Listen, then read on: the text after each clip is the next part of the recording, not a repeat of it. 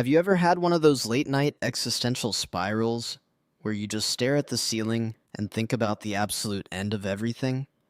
Not just the end of a human life or the Earth, but the actual final end of the universe itself? Oh, absolutely. It is almost a rite of passage for anyone who reads a little too much astrophysics before bed.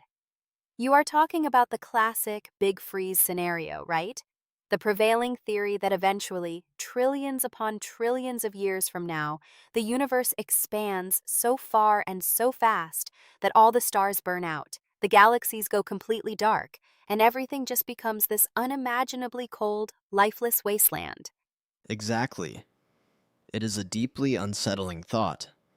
We have always been told that when that big freeze happens, everything, every star that ever burned, every civilization that ever rose, every memory, every single atom, just fades into absolute nothingness. It feels like the ultimate cosmic tragedy, like a book where all the pages eventually just turn blank. But there is a massive shift happening in modern physics right now. A new theoretical framework is starting to whisper a very different story, a story where the universe does not just die and disappear, it remembers. That is the perfect way to frame it. We are moving away from the idea of the cosmos as this fragile, temporary spark in a dark void, and starting to view it more like a giant, indestructible cosmic hard drive. The idea that the universe possesses an eternal memory changes absolutely everything about how we understand existence. To really grasp how this works, though, we have to look at the most extreme objects in reality, which are black holes. Right, because for decades, the general public, and even top-tier scientists, thought of black holes as the ultimate cosmic erasers. The logic was simple. You throw a book, or a planet, or a spaceship into a black hole, and the information contained in those objects is just gone forever. It is crushed out of existence. Exactly. That was the famous information paradox that Stephen Hawking introduced back in the 1970s. He realized that black holes emit radiation, which we now call Hawking radiation, and eventually they evaporate completely. But his initial math suggested that this radiation was totally random. It contained no information about what originally fell into the black hole. So, if the black hole evaporates and leaves behind nothing but random thermal noise, the original information is destroyed. And in quantum mechanics, the destruction of information is the ultimate taboo.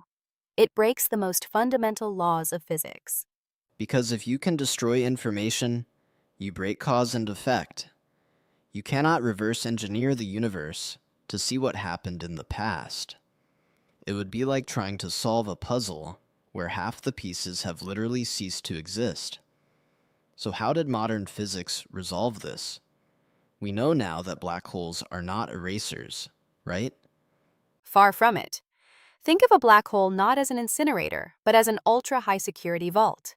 In modern physics, when an object falls into a black hole, its quantum information is not destroyed. Instead, it gets partitioned. It is essentially split. A portion of that information is effectively written or encoded on the very surface of the black hole, the boundary we call the event horizon. So it is like a two-dimensional hologram storing three-dimensional data. The physical object might fall in, but its underlying quantum blueprint is smeared across the outside edge. Precisely. And the rest of the information stays inside the vault. But here is the critical part. Because of that Hawking radiation we mentioned earlier, the black hole is slowly leaking energy back into the universe. For a long time, we thought that leak was just random noise. But recent breakthroughs have shown that the information encoded on the horizon actually hitches a ride on that radiation.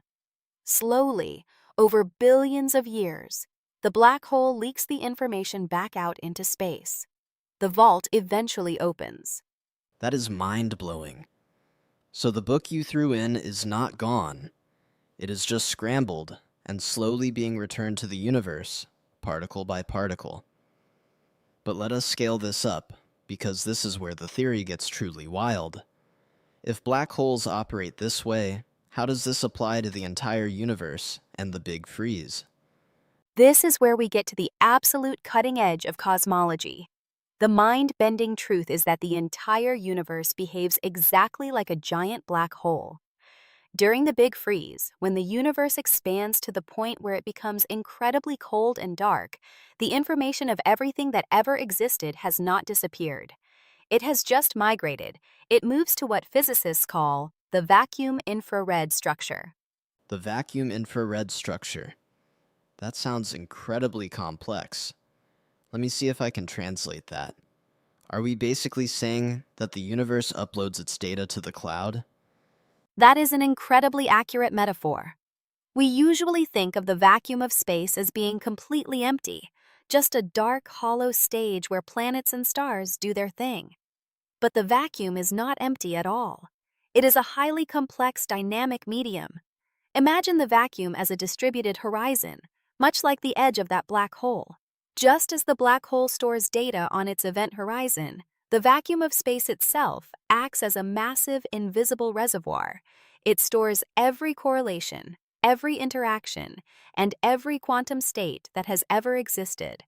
So when the universe expands and cools down to absolute zero, the physical structures, the stars, the planets, the galaxies, might dissolve, but their quantum blueprints are safely backed up in the fabric of space itself. The hardware might be shutting down, but the data is perfectly preserved in the cloud. Exactly. And the mechanism holding that memory together is quantum entanglement. Specifically, the memory is stored in the entanglement entropy of the vacuum. This is not just some philosophical poetry. It is a highly rigorously measurable concept in quantum field theory. Everything that interacts becomes entangled, and that web of entanglement is woven directly into the vacuum. So even when the particles themselves are light years apart or completely decayed, the entangled memory of their existence remains permanently etched into the structure of space. That completely reframes how we should look at the night sky. We are not looking at an empty void. We are looking at the ultimate archive.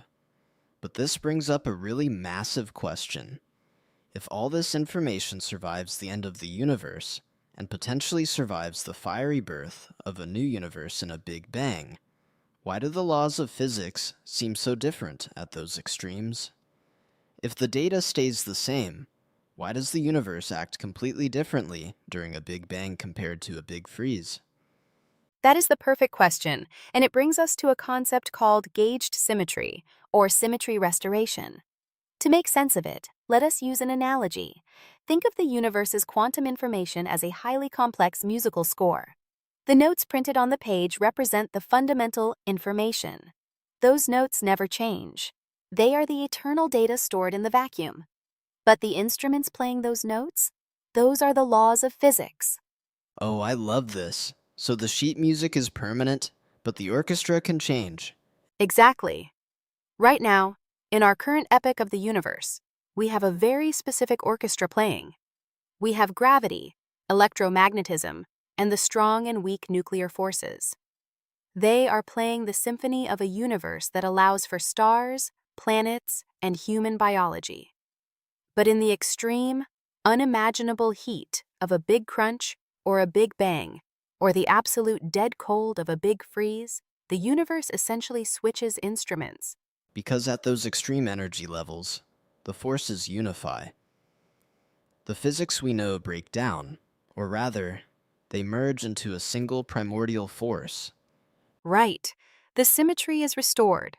The underlying data, the sheet music, stays exactly the same.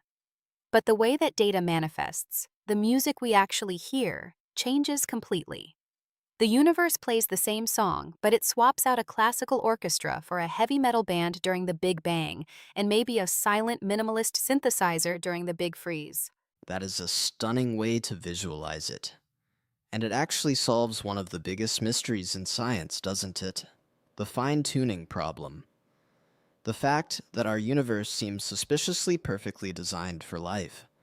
If gravity was just a tiny bit stronger, or the nuclear force a tiny bit weaker, stars would never form, carbon would never exist, and we would not be here having this conversation. Yes, the fine-tuning problem has kept physicists awake for decades. But if the universe is a cosmic hard drive that never deletes its data, the solution becomes elegant. Our universe looks perfectly designed for life because it essentially remembered which configurations were stable from previous cosmic cycles. When the universe transitioned from a previous state into our current Big Bang, it did not start from scratch. It reinstalled the settings that worked, based on the data saved in the vacuum. It is like an operating system updating itself. It carries over the user data and the successful code from the previous version. It did not just get lucky, it learned. That implies a level of cosmic evolution that is just staggering. But I have to ask, how much of this is beautiful mathematical philosophy, and how much is hard science? Is there concrete evidence that information actually behaves this way?